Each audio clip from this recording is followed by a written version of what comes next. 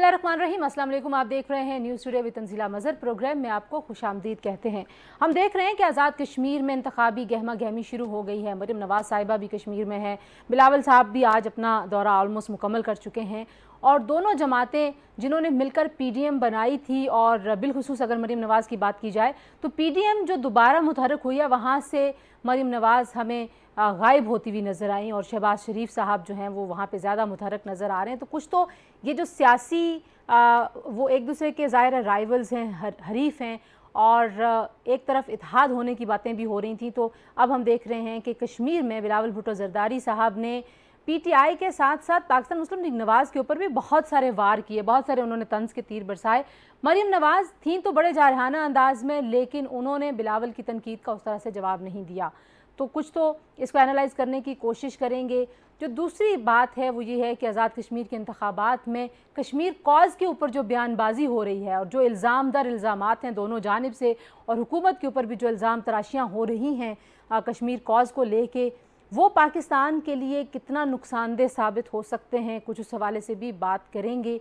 लेकिन जो आज की अहम अपडेट्स हैं वो भी आपको बताते चलें कि हम सियासी माहौल की, PDM की और PTI के लिए चैलेंजेस की बात तो कर ही रहे हैं।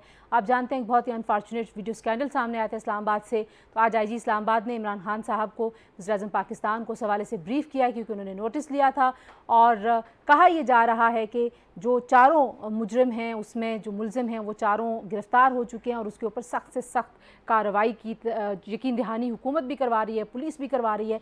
तो वी होप के इस तरह के जो प्रेडेटर्स हैं, जो इस तरह के लोग हैं जो इतनी हैवानियत कर सकते हैं, जो इस तरह से तशद्दुद कर सकते हैं, उनके खिलाफ वाकई हुकूमत ऐसा इकदाम करे, ऐसी कार्रवाई करे कि दोबारा किसी को ऐसी जुर्रत ना हो। अब आते हैं अपने आज के मौजू की तरफ। PTI फिर मुतहरक हो गई, एक बार फिर डेडलाइंस देने की बात हो रही है। मौलाना फजल रहमान साहब ने कहा जी कि हुकूमत बहुत जल्दी घर चली जाएगी। तो क्या वाकई जो इतनी दफ़ा पहले डेडलाइंस आई थी अब दोबारा PDM में उतनी जान पड़ जाएगी? पाकिस्तान पीपल्स पार्टी वहाँ पर नहीं है, अपेरेंटली मरीम नवाज़ भी हमें वहाँ पर नज़र नहीं आ रही। तो क्या मुस्तकबिल है और PTI के लिए ये सियासी चैलेंज कितना बड़ा है, परफॉर्मेंस के ऊपर PTI कितना कॉन्सनट्रेट करिए, इन सब बातों पे गुफ्तगू करने के लिए इस्लामाबाद स्टूडियोज़ में मेरे साथ मौजूद हैं चौधरी जाफर इकबाल साहब जो कि पाकिस्तान मुस्लिम लीग नवाज़ के रहनुमा हैं। बहुत शुक्रिया चौधरी साहब हमारे साथ मौजूद है। पाकिस्तान तहरीक इंसाफ की बहुत ही वाइब्रेंट, बड़ी एक्टिव रहनुमा शानदाना गुलजार साहिबा, शानदाना बहुत शुक्रिया ज्वाइन इन करने के लिए। और कराची से हमें ज्वाइन करें कादर मंदोखेल साहब, पाकिस्तान पीपल्स पार्टी के न्यूली इलेक्टेड मेंबर हैं कौमी असम्बली के और पाकिस्तान पीपल्स पार्टी के पुराने कारकुन हैं। बहुत शुक्रिया आपका मंदोखेल साहब कि आपने हमें ज्वाइन किया। सबसे पहले तो जाफ़र साहब आपसे मैं गुफ्तगू का आगाज़ करना चाहूँगी। नून के अंदर का डिवाइड बार बार हम डिस्कस कर रहे हैं, लेकिन अभी ऐसे नज़र आ रहा है कि शायद PDM के महाज के ऊपर मरियम जो हैं वो बिल्कुल खामोश हो गई। उन्होंने तो कोई पैगाम तक नहीं दिया। सवात में जो जलसा हुआ उसके ऊपर उन्होंने कोई रिएक्शन भी नहीं दिया। पहले वो कारकुनों को बड़ा मुतहरक करी थी, बड़ी एक्टिव थी, ट्वीट्स भी करती थी, सोशल मीडिया पे भी, वैसे भी। तो वो क्यों गायब हो गई? क्या ये अब तय हो गया है कि शहबाज शरीफ साहब होंगे और सिर्फ जो इंतखाबी सियासत है वहाँ पे गहमा गहमी के लिए मरियम होंगी? बिस्मिल्लाहिर्रहमानिर्रहीम, बहुत शुक्रिया। जब आपके पास किसी की काबिलियत और किसी के कामों का कोई तोड़ ना हो, आप कारकर्दगी में और उसकी मुल्क चलाने में, हुकूमत चलाने में जो कंट्रीब्यूशन है उसका मुकाबला ना कर सके, तो फिर यकीनन आप ये चीज़ें ढूंढते हैं कि मरियम नवाज़ ने क्या कहा, विदिन द पार्टी क्या हुआ, अब कौन क्या करेगा। हर पार्टी अपने तय फैसले करती है। ये तो हम एनालाइज कर रहे हैं ना, ये तो ये सिर्फ नहीं, आप एनालाइज, ये तो सहाफ़ी भी कह रहे हैं, तज्ज़ियाकार भी कह रहे हैं। जी बिल्कुल बिल्कुल कहें। आपको ये भी एनालाइज करना चाहिए कि जब मरियम नवाज़ के वालिद मोहतरम मियाँ मोहम्मद नवाज शरीफ साहब की हुकूमत को 3 साल हुए थे, तब पाकिस्तान कहाँ खड़ा था। आपको ये भी एनालाइज करना चाहिए कि जब 2013 में मरियम नवाज़ के वालिद, जिनका नाम लेना मना है, मियाँ मोहम्मद नवाज शरीफ, जब वो 3 साल हुकूमत कर चुके थे, वो कहाँ खड़े थे। आपको ये भी करना चाहिए तज्जिया कि ये जो ब्रिगेड है पूरा वज़रा इकराम का, उन्होंने 3 साल में कौन कौन से शानदार कारनामे अंजाम दिए। मैं आ रहा हूँ, उसी तरफ आ रहा हूँ। ये हमारी स्ट्रेटजी है कि हमने किस अपने प्लेयर को कहाँ खिलाना है, कौन किस वक्त क्या करेगा, ये हमारी पार्टी फैसला करेगी। जहाँ तक बात है दराड़ें और इख्तलाफात, ये ख्वाहिश इस्टेब्लिशमेंट की बहुत देर से रही और इस्टेब्लिशमेंट के वो सारे मोहरे नाकाम हुए, उन्हें मुंह की खानी पड़ी। कोई वो बारहा नहीं, वो ये किया ना जी, सब ने कोशिश की जब कोई मुशर्रफ तकसीम साहब नहीं है नून लीग में। जब मुशर्रफ साहब लेफ्टिनेंट जनरल बल्कि फुल जनरल थे, तब आर्मी चीफ थे, मुल्क के वो सिविल कह लें कि इंतज़ामिया के सरबराह थे बतौर सदर, तब भी उन्होंने ये कोशिश की दोनों भाइयों को अलग कर दें। उसके बाद आने वाले कोई पाशा साहब हों या आज के कोई साहब, तारीख हम सारे जानते हैं, अभी बता दें, अभी जिनके फैज से बहुत सारी सियासी पार्टियां फैज याब हुई हैं, चाहे वो हों, ये सबकी ख्वाहिश रही, आज तक ऐसा हुआ नहीं। सबको पता है, बता दें तकसीम है या नहीं, तारीख बताना जरूरी होता है, कोई तकसीम कहीं नहीं है, ठीक है, किसी को कोई तकसीम नहीं है। मियां मोहम्मद शहबाज शरीफ सदर हैं पार्टी के, वो हिज़्ब इख्तिलाफ के नून लीग लीडर हैं। फैसला करेगी कि किस प्लेयर को कहां खिलाना है, जरा कादर मंदो। और अगर आप ये तजिया कर रहे थे जी पीडीएम का, तो जो आज कश्मीर के अंदर मरियम नवाज जो नुमाइंदगी कर रही है, क्या वो मियां नवाज शरीफ के नाम पे लोग नहीं निकल रहे?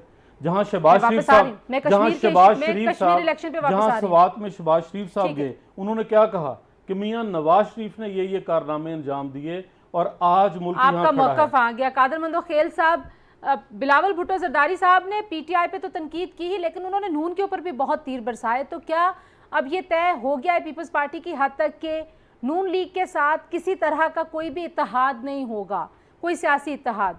पीडीएम में ज़ाहिर है आप शामिल तो हैं, लेकिन जो मौक़िफ़ वो अपना रहे हैं वो वैसा नहीं है जैसा अपोजिशन के एक बड़े जॉइंट ग्रैंड अलायंस का होना चाहिए। जी बिल्कुल, मेरी तो ख्वाहिश है और मैंने अपनी पार्टी कायदीन को मशवरा भी दिया है कि नून लीग के ऊपर भरोसा करना अक्लमंदी नहीं है, क्योंकि अभी आपने देख लिया इससे पहले जो वो सिंध हुकूमत ख़त्म करने के लिए वो इस्तीफ़े के मुतालबे कर रहे थे और फिर किस तरह एक मुलाजिम के ज़रिए शोकाज दिए है। पीछे प्लेयर वही है लेकिन इस्तेमाल कर है किसी को, और उसके बाद जाके फिर पंजाब में जो उन्होंने पीटीआई के साथ मुका करके सीनेट की सीटें आपस में बांट दिए। मतलब एक तरफ तो हमें कहा जा रहा था कि आप सिंध हुकूमत ख़त्म कर लें, और दूसरी तरफ मेरे हल्के NN 249 जो कि ज़मीनी इंतखाबात है, टोटल इसकी 2 साल अगर हुकूमत का टेनोर पूरा करती है तो 2 साल है, मगर उसके लिए भी जिस तरह वो बात दौड़ कर रहे थे, फिर उसके बाद 2 इस्तीफे गलती से या जानबूझ के जब स्पीकर के पास चले गए वो उन्होंने वापस किए। तो मैं नहीं समझ रहा हूँ कि हम इनके साथ चल सकते हैं। और फिर दूसरी बात ये कि चलने के साथ साथ ये भी है जो शायद खान अब्बासी साहब की जो बदज़बानी बदकलामी हमारे चेयरमैन के बारे में है तो वो नाकाबिल बर्दाश्त है। कम से कम मैं अपने तौर पे तो किसी सूरत में मैं कायदीन को कह भी चुका हूँ कि हमें नून लीग के साथ बिल्कुल नहीं करना चाहिए। नून लीग जाने और इनकी 8-10 पीडीएम के पार्टी जो कि पीडीएम बिलावल साहब ने बनाया, और फिर कश्मीर का जो इलेक्शन हो रहा है तो इस सिलसिले में भी ये बड़ा वाज़ेह है जो बिलावल साहब ने बिल्कुल ठीक कहा कि मोदी को 500 लोगों समेत काबुल से उन्होंने डायरेक्ट बुला लिए अपनी क्या कहते हैं उनका जो महल है लाहौर महल, वहाँ बुला लिए और फिर उसके बाद जाके मौजूदा हुकूमत ने तो ये कर दिया कि वो जो ठीक है, आप कह रहे हैं कि आपने कायदीन को ये मशवरा दिया है कि नून लीग पर एतबार नहीं करना चाहिए। शाहनाना साहिबा बिल्कुल ठीक है, मैं वापस आती हूँ कश्मीर इलेक्शंस के ऊपर जो आप लोगों की सारी स्ट्रेटजी है, लेकिन अपोजिशन तो जाहिर है शाहनाना साहिबा अब डिवाइड नज़र आ नहीं रही, बल्कि डिवाइड एक्चुअली है, और वो पार्लियामेंट के अंदर तो वो मुत्तहिद हैं आपके खिलाफ, जितना भी उन्होंने एहतजाज करना है, आपसे जो इख्तलाफ करना है, आपकी पॉलिसियों पर जो तनकीद करनी है, लेकिन इस सारे तकसीम के बावजूद भी अगर पीटीआई के लिए चैलेंजेस देखें तो महंगाई सबसे बड़ा चैलेंज है, और हमें लग रहा है कि गैस का क्राइसिस भी बहुत बढ़ जाएगा, क्योंकि अभी तक हुकूमत ने उस तरह का फ़ैसला नहीं किया कि गैस के लिए क्या किसके साथ मुआहदा होना है, रूस के साथ होना है, किसी और के साथ होना है। तो क्या चैलेंज है इस वक्त आपके लिए? आपको लगता है कि क्योंकि शेख रशीद साहब, इमरान खान साहब, ये सारे लोग एक बार कह चुके हैं जी कि अपोजिशन तो ख़त्म हो चुकी है? शुक्रिया तंजीला, बहुत सारे सवालात हैं, बहुत सारे पॉइंट्स उठाएं। देखें, अगर हम जमहूरियत हैं या हम जमहूरियत बनना चाहते हैं तो उसके लिए एक मुनज़्ज़म और मुत्तहिद हिज़्ब इख्तिलाफ ज़रूरी होता है। मैच्योर डेमोक्रेसीज़ में यही होता है। इसी तरह और बल्कि यहाँ पे तो 2 बड़ी बड़ी जमातें, और अगर आप JUIF की स्ट्रीट पावर को उसमें डाल लें तो सब इकट्ठी हो गई थी। मैंने शुरू में आप ही का शो था और एक एक्सप्रेस न्यूज़ पे मैंने शो किया था, और मैंने कहा था कि अगर थोड़ा सा इंसान या हिस्टोरिकली यानी माजी को मैप करे, माजी को देखे या आगे के हालात को देखें, PDM रहने वाली नहीं थी इकट्ठी। इसमें कोई शक नहीं है कि पीपल्स पार्टी एक मैच्योर पार्टी है, और काश ये अपने जो इनके शुरू के मौक़िफ़ थे उन पे रहते तो कभी भी पीपल्स पार्टी KPK और पंजाब में ख़त्म ना होती। लेकिन इनके जो फाउंडर्स के, ख़ासकर मोहतरमा शहीद बीबी के जो उनके कुछ प्रिंसिपल्स थे, उनके कुछ अज़ाइम थे, वो ख़त्म हो गए। वो ये पीपल पार्टी नहीं रही। मैं वोटर भी रह चुकी हूँ, तो इसलिए मैं उस तरीके से कह रही हूँ। और मैं सारी उम्र सियासत में नहीं थी, लेकिन as a woman leader, Muslim leader, first woman prime minister, first Muslim woman prime minister, ये बहुत बड़ी बात है पाकिस्तान के लिए। जो गलती मुझे लगता है हुई है कि फॉर सम रीज़न, ये मैं पॉलिटिकल एनालिसिस कर रही हूँ, मुझे अंदर की इन्फॉर्मेशन नहीं है कि किस तरह मोहतरमा मरीम नवाज़ ये मान गई कि बिलावल साहब उनको वज़ीर आज़म बनने देंगे, या मरीम नवाज़ साहिबा को ये कैसे लगा कि बिलावल साहब उनको बनने देंगे। देखें, ये हो नहीं सकता। आप बाई इलेक्शंस में तो इकट्ठे हो सकते हो, जनरल इलेक्शन में हर पार्टी अपने वोटर्स, अपने मंशूर, अपने सोच पे लड़ती है। तो ये लॉन्ग टर्म तो कोई इकट्ठा होना नहीं था। ये सारी सूरत हाल का आपके परफॉर्मेंस पे, आपके लिए चैलेंजेस के ऊपर कोई नहीं? देखिए, नेचुरली अभी तो जो कश्मीर के इलेक्शंस का आपने हवाला दिया, ये तो बाई इलेक्शन है नहीं, ये तो एक जनरल इलेक्शन है। तो हर पार्टी ने अपना मंशूर बयान करना है। पॉलिटिकल मैच्योरिटी ये होती कि इसमें ज़ातियात पे बात ना की जाती, एक दूसरे पे लान तान ना हो। बेशक एक दूसरे की क्रिटिसिज्म करे, हम बैठे इसलिए हैं। हर पॉलिटिकल पार्टी, हर सियासी तंजीम दूसरे को, अपने आप को दूसरे से बेहतर दिखाना चाहती है, और उसमें कोई बुराई नहीं है। लेकिन दूसरे को नीचा दिखाना ये कोई अच्छी बात नहीं है। ठीक है, होता है पाकिस्तान में, हमारे कल्चर को मैच्योरिटी में थोड़ी देर लगेगी। आपकी जमात भी करती है ज़ाती हमले, तो मैं तो यही कहा है कि कोई अच्छी बात नहीं है। मैच्योर मतलब कोई भी नहीं, किसी को भी नहीं करना चाहिए। मैच्योर डेमोक्रेसीज ऐसे नहीं करती हैं। ठीक है, आप देख लें। और जल्दी से मुझे अगर महंगाई पे बता दें कि कैसे। बिल्कुल बताती हूँ। मैं सिर्फ एक आखिरी पॉइंट बता दूँ कि ये जो अभी मारपीट भी हुई थी असेंबली में, गाल गलोच भी हुई थी, तो इस पर मैंने एक और टीवी शो में ये कहा कि आप जापान की जो डेमोक्रेसी है वो हमसे कहीं ज़्यादा डेवलप्ड है, उनकी इकॉनमी हमसे कहीं ज़्यादा डेवलप्ड है। टर्की को देख लें, मैंने 10-20 ममालिक, South Africa included, Kenya included, तलखियाँ होती हैं सियासत में, इसमें कोई शक नहीं है। अब उसका हम पे क्या चैलेंज होगा? देखिए, ये दो कनेक्टेड नहीं है। ये इसलिए कनेक्टेड होती जिस तरह यूके में होता है, शैडो काबीना होती है, शैडो मिनिस्टर्स होते हैं, शैडो बजट होता है। 3 साल में हमारी हुकूमत में ये नहीं आया। तो आप जब अपोजिशन में थे, आप ये करके दिखाते ना कि हम। मैं तो नहीं थी, मैं तो अभी आई हूँ, करके दिखाऊंगी इंशाल्लाह अगर गई अपोजिशन में। अच्छा, आखिरी बात है कि महंगाई, आपने देखा होगा कि ट्विटर की एक बारिश चली थी जिस दिन ये लड़ाई हुई थी, और उसमें मुझे याद है मैंने देखा कि अक्सर लोग ये कह रहे थे ग्रजिंगली कि ठीक है, खान ने इकॉनमी संभाल ली है, बट अब महंगाई को भी संभालें। ये बात बिल्कुल सही है। महंगाई का ताल्लुक ख़ासकर जो खुर्द-व-नोश की अशिया हैं उनका दरामदात और बरामदात से काम है। पाकिस्तान की 75% दालें ऑस्ट्रेलिया, न्यूजीलैंड से आती हैं। तो आप मुझे ये बताएं कि जो मुल्क दाल भी खुद नहीं बना सकता, चाय की पत्ती केन्या से मंगाता है, फिर आपने बनाया क्या पिछले 75 साल में? मैं अगर 40 साल के हिसाब किताब ना भी करूँ, 73 साल में पाकिस्तान ना तो मशीनरी भी इम्पोर्ट करता है, तेल भी इम्पोर्ट करता है, खुर्दनी तेल भी इम्पोर्ट करता है। तो क्या आपने शिफ्ट करने की कोई पॉलिसी बनाई? एब्सोल्युटली। देखें, आप जब ग्रोथ की तरफ जाते हैं ना, प्रोडक्शन में, चाहे वो सर्विसेज में हो, यानी होटल्स रेस्टोरेंट्स में, चाहे वो ज़राअत में हो, एग्रीकल्चर में, या चाहे वो इंडस्ट्री में हो, पहली दफ़ा आपकी लार्ज स्केल इंडस्ट्री बढ़ी आगे पिछले 10, आपको पता है 12 साल से पाकिस्तान में कोई इंडस्ट्रियल पॉलिसी नहीं है बाय द वे, ना फेडरल लेवल पे और प्रोविंशियल लेवल से। जब मैं बात करती हूँ, अच्छा, मैं डिटेल्स दूंगी आपसे। जो तो ये मैं बता दूँ कि आसान नहीं होगा, बट होगा। ठीक है। अच्छा जाफर साहब, आपसे मैंने ये भी पूछना है कि अब इस्तीफे देने और ना देने के बारे में दोबारा से आपकी पार्टी का एक मौक़िफ़ सामने आ गया, दोबारा से लॉन्ग मार्च और धरने की बात भी हुई है, इसका इशारा दिया गया है।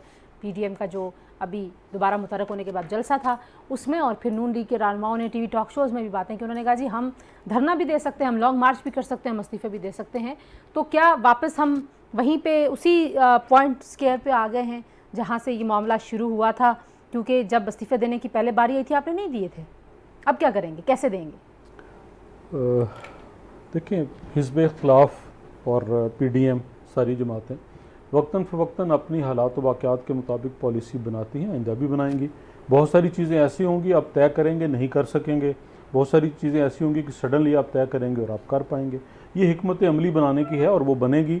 और पहले भी जो PDM ने काम किया बिल्कुल उसका रिज़ल्ट आया, और ज़िमनी इंतखाबात में PTI को बिल्कुल मुस्तरद किया। आप कराची से शुरू हो जाएँ और KPK तक चले जाएँ, और जमहूरियत में आपके पास एक ही पैमाना है मापने का, वो इलेक्शन है, वोट है। और वोटर ने बड़े अच्छे तरीके से ये बता दिया।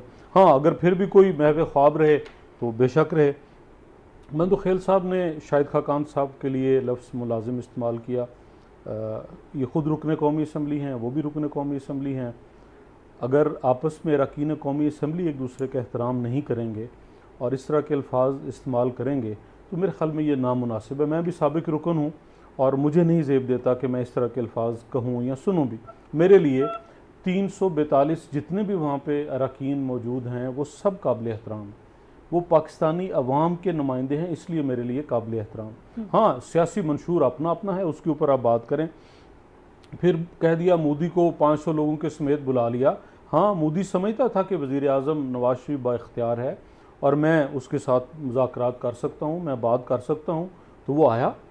और आज ये हालत है कि 5-5, 6-6 दफ़ा मिस कॉलें मारने पे भी और कहने पे भी कोई आगे बात करने को तैयार नहीं है। ये आज भी वज़ीर आज़म पाकिस्तान ही के वज़ीर आज़म हैं, लेकिन कोई उनसे बात करने को तैयार नहीं है। आज तक किसी यूरोपियन कंट्री ने बुलाया नहीं किसी ऐसे दौरे पे, किसी ऐसे समिट पे, किसी ऐसे काम में। और चाइना तक सी पैक के मामले में कितना खलीज बन गया और कितनी अगर मैं आपकी सारी बातें दुरुस्त मान लूं तो पीटीआई की नाकामी के पाकिस्तान की नाकामी नहीं होगी कि जिसको आप लोग इतना हाईलाइट करते हैं। जी मैं बताता हूँ, मैं आता हूँ उस तरफ। मैं बिल्कुल बहुत अच्छी बात की। और वो जो पाकिस्तान का राग अलापते हुए हमें गद्दार, मुझे और आपको और बहुत सारे लोगों को कहते हैं, ये सवाल उनके लिए है कि पीटीआई की जो उन्होंने कहा वही तो आप लोग, अब मरियम भी तो वही हम नहीं कह रहे, मरियम कह रही है ना। देखें, हम नहीं कह रहे, ये हालात वाक़यात चीख कर बता रहे हैं। अगर इमरान खान साहब को हमने कामयाब करवाना था तो आज कह दें इमरान खान साहब, तो हम करवाते हैं कामयाब। जब हम हुकूमत कर रहे थे तब क्या था? ठीक है, यही पाकिस्तान था ना। एक मिनट दीजिए, यही पाकिस्तान था ना। मेरी बहन ने 2-4 बातें की, मरियम नवाज मरियम नवाज को कत्तन वज़ीर आज़म बनाने के लिए पीडीएम नहीं बना था। अपने मंशूर पे इलेक्शन लड़ने और लड़ेंगे। 3 साल में कोई शेडो बजट नहीं दिया। मैं कहता हूँ 5 साल में इमरान खान साहब किसी बजट तकरीर का हिस्सा रहे हों तो मुझे बता दें। चाइनीज़ प्रेसिडेंट आए तो असम्बली से गायब, तुर्किश प्रेसिडेंट आए असम्बली से गायब, एक और मुल्क के सरबराह आए थे तब भी असम्बली से गायब। आप इजलास बुलाएं मुल्क की किसी भी मामले के अंदर, चाहे वो जब अपोजिशन में थे तब, चाहे अब हुकूमत में हैं, 2 अभी तक सिक्योरिटी के अमूर पे अहम इजलास हुए नहीं। But does it justify your opposition? इस पे मैं वापस आती हूँ, ब्रेक ले लेते हैं जी। ब्रेक के बाद जब वापस आएंगे, कश्मीर कॉज को नुकसान हो रहा है। जब भी आप गिलगित बल्तिस्तान का मामला भी था पहले, वहाँ पर भी हमने देखा कि पॉलिटिक्स जब खेलने की बारी आती है तो पाकिस्तान का जो एज अ नेशन स्टांस है उसको कैसे सेफगार्ड करना है, ये तीनों जमातों से पूछेंगे। ब्रेक के बाद हमारे साथ रहिए।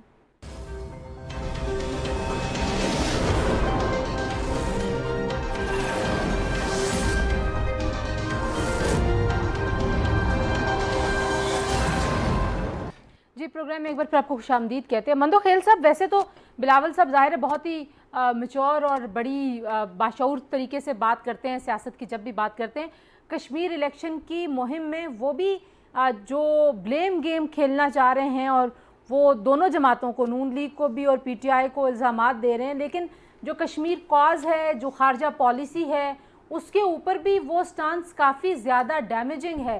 तो ऐसा क्यों? मतलब सिर्फ इलेक्शन जीतने के लिए, सिर्फ इंतखाबात का माहौल बनाने के लिए आप जो बहुत ज़्यादा एक ऐसा कॉज जिसको सेफगार्ड करने की ज़रूरत है तमाम लीडर्स को, तमाम जमातों को, उसके ऊपर क्यों हरफ आना शुरू हो जाए? क्यों हो रहा है ऐसा? आपको ये कश्मीर का सिर्फ कश्मीर के इलेक्शन भी याद आता है या पूरा साल भी याद रखना चाहिए आपको? जी याद आता है। हम बहुत सारे प्रोग्राम्स करते हैं, आपकी जमात के लोगों का मौक़िफ़ भी लेते रहते हैं। ठीक है, तो आप याद रखें कि इमरान खान साहब ने कहा कि मोदी के लिए दुआ कर रहे थे कि वो आ जाए तो कश्मीर का मसला हो जाएगा। फिर आपको याद होगा जब इमरान खान साहब ट्रंप के पास गए और वापसी पे पीटीआई वालों ने इनको फूल और पता नहीं क्या कि जैसा बंदा हज से आ रहा है इस तरह इस्तकबाल किया है। हम भी दिल में थोड़ी देर के लिए खुश हो गए, शायद कोई मामला तय करके आया कि कश्मीर आज़ाद कराएंगे। आज़ाद क्या करना था, एग्जैक्ट 10 दिन बाद जो है ना वो 370 और 35 सेक्शन लगा लिए इंडिया ने और कश्मीर, मकबूजा कश्मीर को अपनी उस पर ले लिया, काबू में कर लिया। और उसके बाद इमरान खान साहब ने आधे घंटे के जुमे के दिन एक वो कर दिए, एहतजाज कर दिया है। और एहतजाज के बाद उन्होंने ये किया है कि वो कश्मीर रोड का नाम जो है ना, कश्मीर हाईवे का नाम श्रीनगर हाईवे कर दिया। तो मेरा इलाका भी बड़ा पसमानदा है, एहतियात टाउन, बल्दिया टाउन। मैं बल्दिया टाउन का नाम लंदन टाउन रख देता हूँ और एहतियात टाउन का नाम न्यूयॉर्क टाउन रखता हूँ। तो शायद इसे लंदनी अमेरिका मेरा इलाका बन जाए। सवाल ये कि ये बातें बिलावल साहब कर रहे हैं, ये असम्बली में भी कर रहे हैं, हर जगह कर रहे हैं, तो इस पे बुराई क्या है और इल्जामात क्या है? नून लीग की मैं बात पहले ही कर चुका हूँ, ठीक है। और फिर मैं ये भी जाफर इकबाल साहब की खिदमत में गुजारिश करूँ, आपका सलाह सरंगों पे है, मगर आप शायद खाकाना बासी साहब को भी समझा दें कि वो बिलावल साहब को भी पार्टी का सरबराह समझे और एक शहीद का बेटा शहीद का नवासा समझे। थोड़ा अपना किरदार भी आप गौर कर ले कि आप इलेक्शन में किस तरह घूम रहे थे, और आप तो वैसे खैरात की सीट पे हो, आपका तो अपना सीट हार गए, आपको खैरात की सीट मिली है, तो जो खैरात की सीट जिसको मिलती है वो जिस तरह चाहे मियां बरादर उनके जरिए कहलवा दे। तो बहरहाल ये आपकी एक चीज है कि उसको भी ख्याल रखना चाहिए। बिलावल साहब के बारे में कौन सी होती है?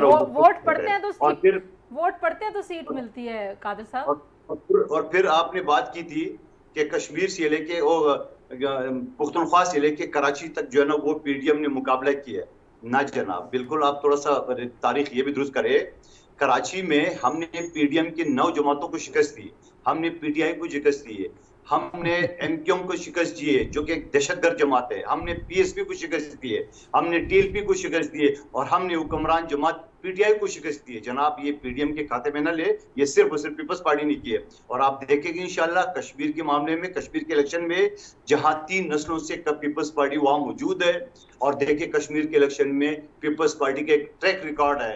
पीपल्स पार्टी हाईवे का नाम बदल के पीपल्स पार्टी मोदी को बुलाने में नहीं करे, पीपल्स पार्टी प्रैक्टिकली कश्मीरी आवाम के लिए कुछ करना चाहती है और करते आ रहा है। तो इंशाल्लाह कश्मीर के इलेक्शन तो भूल जाए, चाहे पीटीआई नून लीग हो। ठीक है शानदाना साहिबा, क्या कश्मीर के इलेक्शन में जाहिर है जो नून लीग का जो पीटीआई का भी मुझे स्टांस नजर आ, वो कह रहे हैं कि हमारा मुकाबला सिर्फ नून लीग के साथ होगा, पीपल्स पार्टी को हम नहीं समझते कि हम उनके साथ मुकाबला कर रहे हैं, और ये जाहिर है दोनों डिवाइडेड भी हैं, आप वहाँ पे अपोजिशन मुत्तहिद भी नहीं है। तो आप किस तरह से देखती हैं कि वाकई पीटीआई जो है वो जो दावा करिए कि हमने सारी नशिस्तों के लिए अपने उम्मीदवार खड़े किए हैं, तो कैसा एक्सपेक्ट कर रही हैं आप? क्योंकि ज़िमनी इंतखाबात के बाद जाहिर है जो इंतखाबी परफॉर्मेंस है पीटीआई की वो काफ़ी उस पर सवालात हो रहे हैं, उस पर काफ़ी शुकूक व शुबहात हैं। शुक्रिया तंजीला। 2-3 बातें देखें, ये कोई फ़ख्र की बात नहीं है, एंड आई थिंक मेरे कॉलीग्स मुझसे ज़्यादा एक्सपीरियंस्ड है, ज़्यादा पढ़े लिखे हैं, ज़्यादा बड़े सियासतदान हैं, हम तो फर्स्ट टाइमर्स हैं। लेकिन आप जब हुकूमत वक्त हो, जितनी दफ़ा आपकी हुकूमत आई हो, और कभी भी अपोजिशन बाय इलेक्शन नहीं जीती है, 9 आउट ऑफ 10 हुकूमत वक्त जीती है, इसको आपको पता है कि उसका मतलब क्या है? ये रिगिंग होती है। हम हुकूमत की गाड़ियाँ चलती हैं, हुकूमत का पेट्रोल इस्तेमाल होता है, डब्बे भरे जाते हैं, ये तो हम सब ने देखा हुआ है।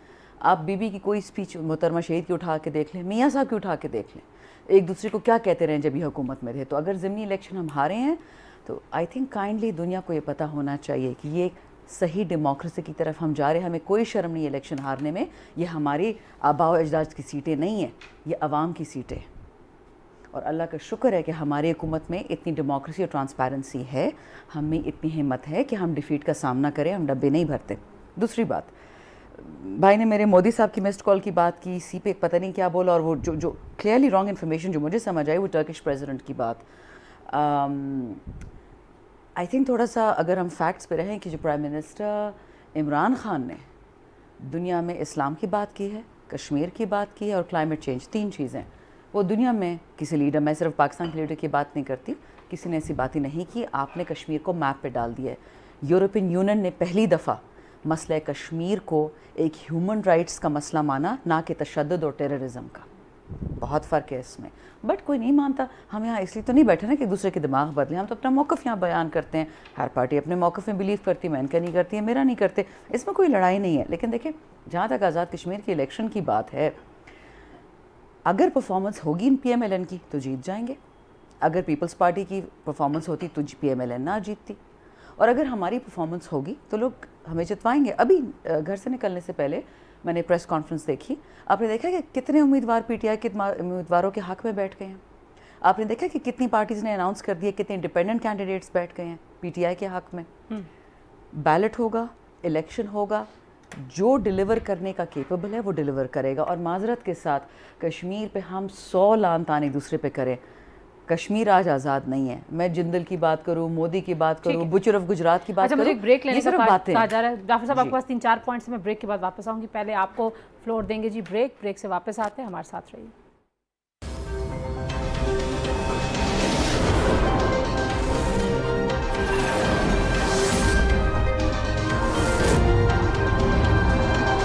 जी, welcome back to News Today. और जाफर साहब, सबसे पहले तो जो एक चीज़ रह गई है जो मैं आपसे पूछना चाहती हूँ कि इलेक्शन का साल कहना शुरू हो गया।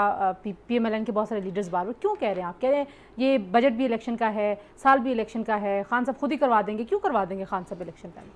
तंजीला, देखिए, जब कोई हुकूमत चल नहीं पा रही होती है और हुकूमत के ना चलने का पैमाना ये है कि आपने जो मंशूर पेश किया हो उसके ऊपर आप काम नहीं कर पा रहे, तो फिर जमहूरी रवायात और तरीका तो ये है कि आप असम्बली डिज़ोल्व करें और नए इलेक्शन का कि नया मैंडेट मिले और लोग इंतखाब कर लें जिसको आगे लेके आना है। कोई एक चीज़ इंतखाबी मंशूर की आज तक अमल नहीं हुई। मैंने कोशिश की कि मैं तलखी की तरफ ना जाऊँ, मेरा मिजाज नहीं है, लेकिन कादर मंदू खेल साहब को वो बात गवारा नहीं कि MNAs का एहतराम करना चाहिए। खैराती सीट का फिर जिक्र किया, तो चेयरमैन जिनको कह रहे हैं वो शहीद के बेटे हैं, हम एहतराम करते हैं, वो इलेक्टेड MNA हम एहतराम करते हैं, लेकिन सिर्फ शहीद का बेटा हो जाने से आप क्वालिफाई नहीं करते और बेटा हो जाने से भी क्वालिफाई नहीं करते। You have to prove. और आसिफ जरदारी साहब, वसीयतनामे से क्या मिला? चेयरमैनशिप मिली, और एक वसीयतनामा वो भी था कि ये लोग बेनज़ीर के कातिल होंगे, उनको डिप्टी प्राइम मिनिस्टर बनाया और आज भी उनके साथ बैठ के बातें करते हैं। अभी भी पंजाब गए तो परवेज़ इलाही साहब को साथ मिला रहे हैं जो मोहतरमा के कातिल हैं, बकौल मोहतरमा बेनज़ीर भुट्टो। मैं नहीं कह रहा, उनके बकौल। मैंने ये नहीं कहा था कि PDM की वजह से सारे इलेक्शन, मैंने कहा थे PDM के जलसे जुलूस करने से जो माहौल बना, हुकूमत की कारकर्दगी, आप सीट जीते, हम आपको मुबारकबाद देते हैं। बात आ गई, अब आप लोग प्रूव कर लेंगे पीपल्स पार्टी के बगैर? बात आ गई, देखें, हर करेगा। हमने पिछले इलेक्शन में भी इलेक्शन लड़ा, उससे पहले भी लड़ा, और पीपल्स पार्टी के बगैर सारी जमातें इस बात पे इकट्ठी नहीं हुई थी कि हम कोई इंतखाबात भी इकट्ठे लड़ेंगे। आखिरी बात वो अपने मंशूर से। अभी आप बात हुई कि जी हुकूमत इसलिए बाई इलेक्शन इनकी वो हारी है कि इन्होंने रिगिंग नहीं की, हम लोग करते रहे हैं। भाई, वो डस्का में जो धुंध पड़ी थी वो क्या था? उसको तो इलेक्शन कमीशन ने कहा कि हाँ ये इलेक्शन चोरी हुआ है, और फिर मरियम नवाज ने पहरा दिया उस इलेक्शन पे। फिर हमने वो बक्सा चोरों के खिलाफ लड़ा। और अभी जो आज़ाद कश्मीर के अंदर बहुत मेरी बहन बता रही हैं कि जी देखें, लोग पार्टियां छोड़ के इसी पॉलिटिकल इंजीनियरिंग का तो हम रोना रोते हैं। इस मुल्क के लिए इलेक्ट्रॉनिक मशीनें नहीं चाहिए, इस मुल्क के लिए ये चाहिए कि वो हवलदार, वो सूबेदार, वो जर्नैल, वो करनैल, वो महकमा ज़राअत वाले, वो खलाई मखलूक, कोई भी नाम आप दें, वो कभी किसी रूप में आते हैं, कभी उनके आगे हाथ जोड़ते हैं कि आप अपना काम कीजिए, दिफाई आपका जो है काम और ड्यूटी, जिसके लिए हम आपको टैक्स देते हैं, जिसके लिए हम 1400 अरब बजट देते हैं, वो काम कीजिए। इलेक्शन के अंदर ये रिगिंग नहीं करनी चाहिए। हो गया जी। मंदोखेल साहब, मैं फिर दोबारा वही खिदमत करूँ ये मेरे चेयरमैन के बारे में। वही मैं तो इसी बात पे वो है कि मैंने के लिए रुक रहा था, मैं चेयरमैन के लिए। तो भैया, लस्सी पीने से भी बंदा लीडर नहीं बनता है, बगोड़ा भी कभी लीडर नहीं होता है। पाकिस्तान की अदालतों में, पाकिस्तान की जेलों में साइकिल चोर, बकरी चोर जेल में पड़ा हुआ है और 2 मरतबा सजाए याफ्ता लंदन में कॉफी पी रहे। कौन सा कानून है, कौन सा इंसाफ है? मैं 28 सोलह की सुप्रीम कोर्ट का वकील हूँ। मैं सवाल है, मैं असम्बली में भी सवाल उठा रहा हूँ। तो भैया, अगर ये इल्जामात लगाओगे तो बहुत दूर तक जाएगी। आगे भी शजरा खोल दूंगा सारा कि कहाँ से आया है, किसकी पाउंड आया था, जो भी छोड़े मैं छोड़ दूं। ये सवाल साहब लंबी बात है। अच्छा, बात अच्छी हो रही थी, उसी तरह करनी चाहिए। मैं नहीं बोला ना आपके बारे में ना, ठीक है, बोला ना। एक भाई धमकी दे रहे, भतीजी धमकी दे रहे, चाचा माफिया मांग रहे। मैं इक़्तिदार हासिल करने के लिए पाँव भी पढ़ सकता हूँ। ये तो पॉलिटिक्स है आपकी, ये तो सियासत है आपकी। पाँव पढ़ने को से कहते जैसे कोई आए भी नहीं है। पाँव पढ़ दो, पाँव पढ़ते पढ़ते आपने वो बात सुनी नहीं है। जो आपको पॉइंट आ गया, अगर ये जवाब देना शुरू करेंगे तो वक्त खत्म हो जाएगा। शानदाना आखिरी पॉइंट मुझे आपसे चाहिए। किस चीज़ पे? मुझे ये सारी जो डिबेट है आप कश्मीर के इलेक्शन के ऊपर, गंडापुर साहब की एक वीडियो भी सर्कुलेट कर रही है। पैसे वो दे रहे हैं, बेशक अपनी जेब से ही दे रहे हैं, लेकिन इलेक्शन से पहले आप नाली बनवाएंगे, जो भी करेंगे, खिदमत खल्क का काम भी करेंगे, किसी को एम्बुलेंस भी देंगे, होगा तो यही कि आप वोट खरीद रहे हैं। बीबी 2013 के इलेक्शन मेरे वालिद साहब ने PTI अल्लाह उनको बख्शे लड़ा था और हमारा ओपोनेंट नून लीग से था। उस टाइम पे पीपल्स पार्टी भी थी। मेरा पूरा थाना 1.5 करोड़ में बिका था, छोटा सा थाना, और जो तकलीफ़ हमने सही थी एक अल्लाह को पता है। ये कोई कहे कि पाकिस्तानी इलेक्शंस में पैसा नहीं चलता, रिगिंग हो ना हो वो अलग बात है, वो हकायक पे है। पैसे देना ना देना माजरत के साथ ये तभी बदलेगा जब लोगों के दिमाग बदलेंगे। और AJK का इलेक्शन अगर आपको लगता है कि PTI की हुकूमत के पास अरबों डॉलर फालतू पड़े हुए हैं इलेक्शन जीतने के लिए, तो वो डायरेक्ट एहसास प्रोग्राम में क्यों ना डाल दें? देखो करोड़ रुपया उन्होंने अपनी जेब से दे दिया ना, उन्होंने कहा लगता तो नहीं कि अलीमीन करोड़ रुपए किसी को दे देगा हमने तो आज तक चाय भी नहीं पिलाई। All I am saying is the following, AJK election वो JK के लोग जितवाएंगे आपको, जिस तरह GB में हुआ इस तरह AJK में होगा। अगर लोग खुश हैं नून लीग से, बेशक जीत जाए, हमें क्या फ़र्क पड़ता है, हमारी तो सेंटर में हुकूमत है।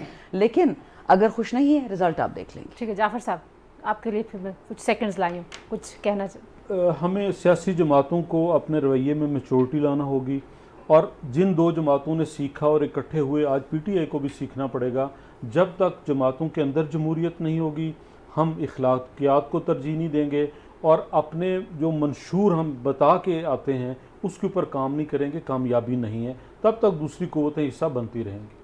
ठीक हो गया जी। जाफर इकबाल साहब बहुत शुक्रिया, शांदाना गुलजार, कादर मंदोखेल साहब, गुफ्तगू सुनी आपने तीनों मेहमानों की जी। इस वक्त जो सियासी माहौल है उसमें तनाव बहुत ज़्यादा है, बिलखुसूस पाकिस्तान मुस्लिम लीग नवाज़ और पीपल्स पार्टी में जो बढ़ता हुआ तनाव है उसका फ़ायदा पाकिस्तान तहरीक इंसाफ को हो रहा है। और ये PDM को भी पता है कि धरने देने से, एहतजाज करने से, लॉन्ग मार्च करने से हुकूमतें घर नहीं जाएंगी, हुकूमत अपना वक्त पूरा करेगी। लेकिन ऐसे लगता है कि शायद सारी जमातें ही इंतखाबात की तैयारी में लग गई हैं और अपोजिशन भी ये रियलाइज़ कर चुकी है कि एहतजाज से हुकूमत घर नहीं जाएगी। हुकूमत भी ये रियलाइज़ कर चुकी है कि कुछ ना कुछ इस्लाहात के लिए अपोजिशन के साथ बातचीत करनी पड़ेगी। ये अच्छी शुरुआत है, लेकिन देखते हैं कि कब तक ऐसा जो एक दूसरे के ऊपर इल्ज़ामात का सिलसिला है, इस चीज़ से ये सारा मामला जो काम करने का है, परफॉर्म करने का है, रिफॉर्म करने का है, वो डीरेल होता रहेगा। और उसको रोकना ज़ाहिर है हुकूमत वक्त की ज़िम्मेदारी है। वो इस जिम्मेदारी को कैसे निभाएंगे आने वाला वक्त बताएगा। आज के लिए इतना ही। अपना बहुत सारा ख्याल रखिए। अल्लाह हाफिज़।